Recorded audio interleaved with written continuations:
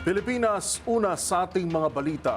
Tinupok ng apoy ang nasa 60 kabahayan sa isang sunog na sumiklab sa isang informal settlement sa Barangay Talabados sa Bacoor, Cavite.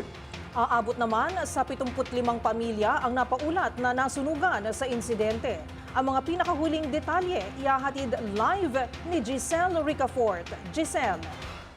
Miski tinataya na 75 pamilya o mahigit 150 katao ang nawala ng bahay sa nasunog na informal settlement sa Barangay Talabados sa Bacoor, Cavite pasado kaninang 7 a.m. Ayon sa Bureau of Fire Protection, humigit kumulang 60 mga kabahayan ang tinupok ng apoy at tinataya na 375,000 piso ang mga naabong ari-arian. Itinaas pa sa ikalawang alarma ang sunog bago tuloy ang naapula kanina namang 8:41 a.m.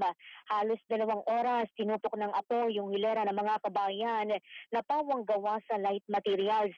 Sa impormasyon ni Anastasio Hanaba ng Lupong Tagapamayapa, isang bahay daw yung bigla na lamang naglagablab dahil umano sa faulty wiring. Pero patuloy pa rin yung investigasyon ng Bureau of Fire kung ano yung sanhin ng ikalawa ng sunog sa lugar. Wala namang nasawi o nasugatan sa sunog.